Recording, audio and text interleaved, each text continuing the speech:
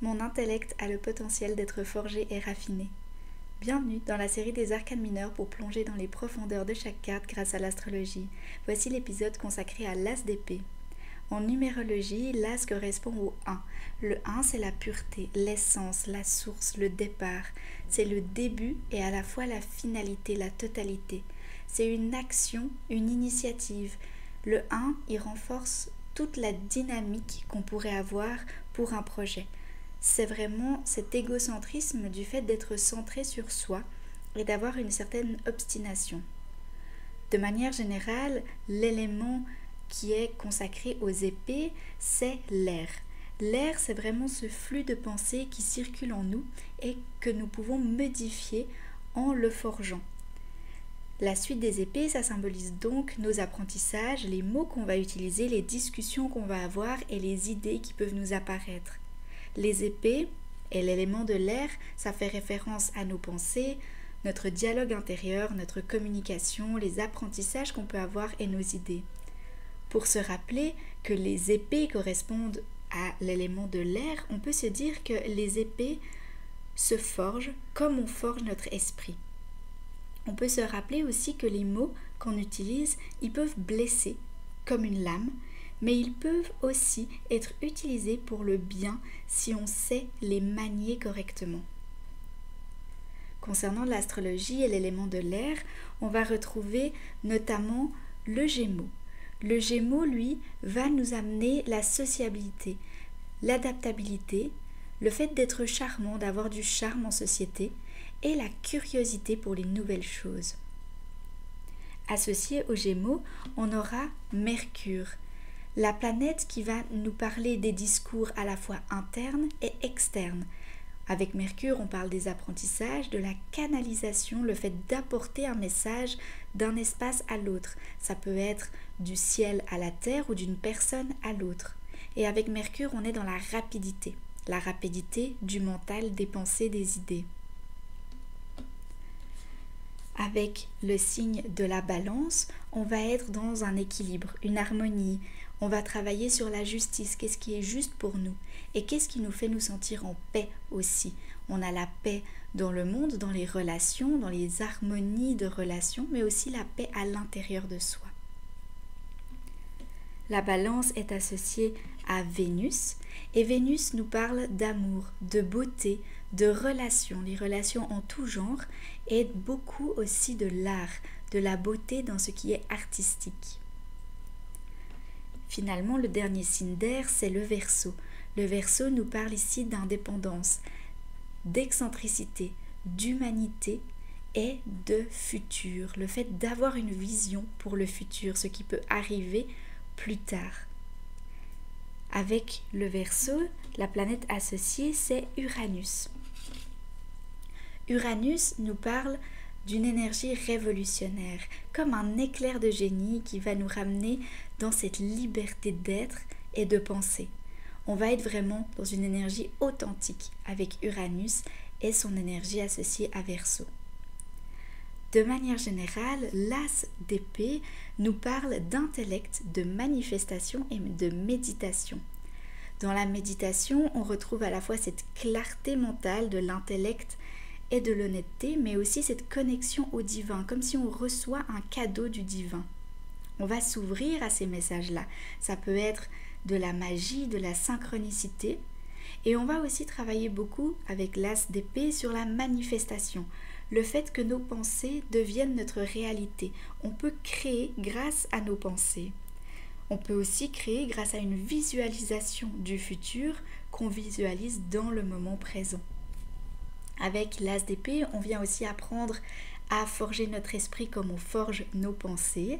On va donc apporter un esprit aiguisé pour voir vraiment une vérité par-dessus tout. Et que rien ne va bloquer cette vérité sceptique. On va donc accueillir et écouter pour pouvoir à la fois parler mais aussi savoir écouter, ressentir.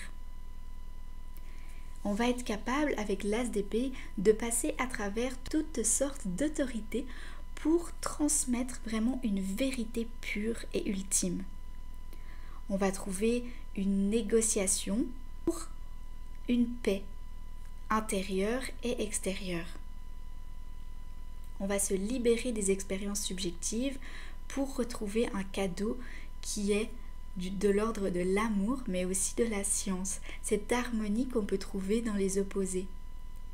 Parce que l'intellect permet de casser avec l'illusion et on va se reconnecter au chakra coronal qui est vraiment la connexion à l'univers. Avec cette énergie, on retrouve beaucoup la balance pour savoir créer une situation de monde satisfait entre l'un et l'autre des pôles pour avoir une situation de win-win, de gagnant-gagnant. On va aller dans une énergie de Mercure qui va nous permettre d'apporter un jugement clair, mais à la fois, avec Uranus, d'accueillir l'inconnu, le nouveau.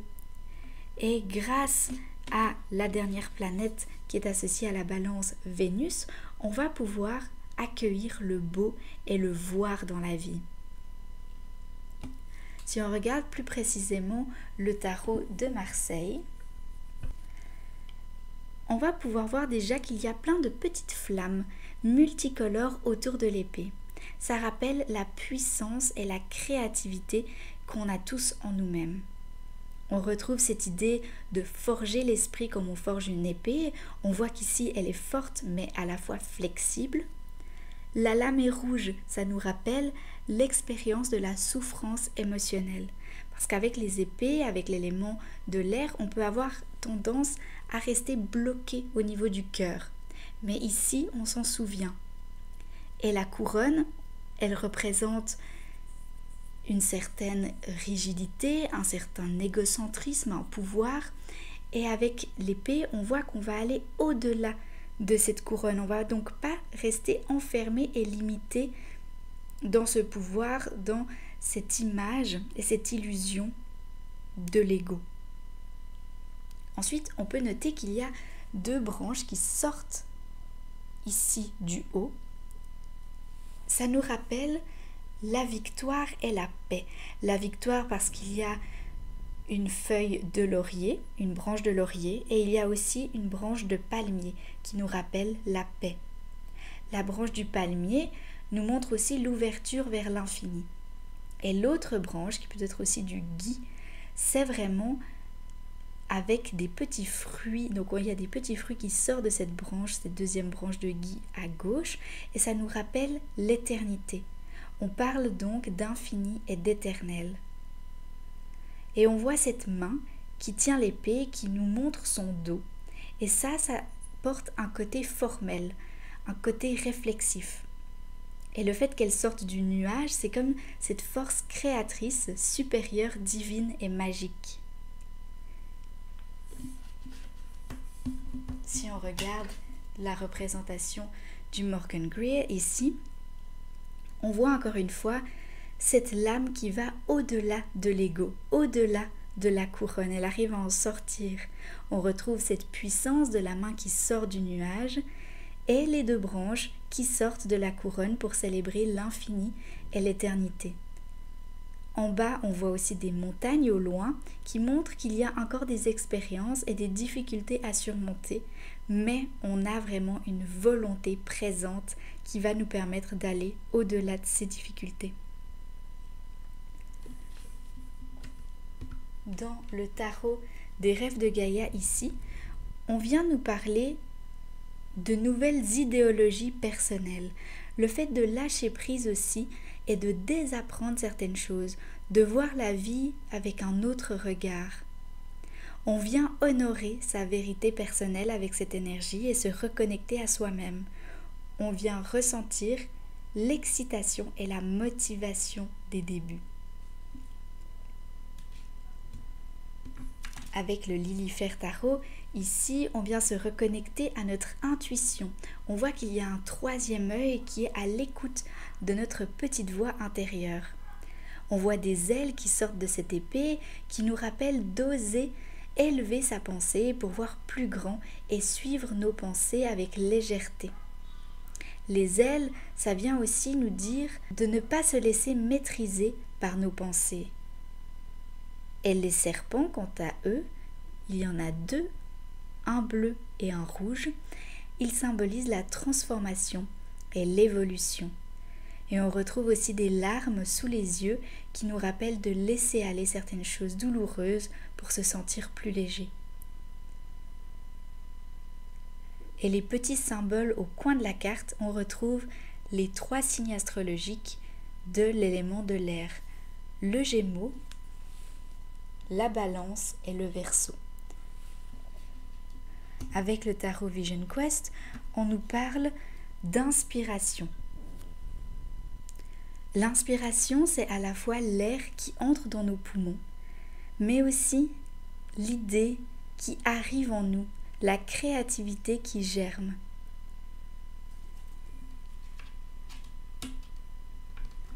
Ici, avec la représentation du Shadowscape, on voit plein d'animaux qui sont attirés par la lumière.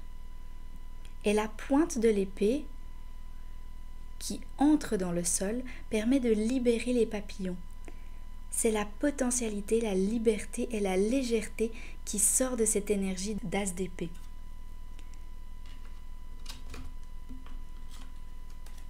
Ici, avec le tarot divinatoire du corbeau, on voit que les épées sont représentées par une main. Et cette main, c'est ce qui permet de manifester, de créer à partir d'un élan. On voit que la main donne une énergie et que de cette main sort une boule lumineuse. On voit qu'on peut diriger sa force précisément quelque part pour en retirer cette manifestation qu'on cherche.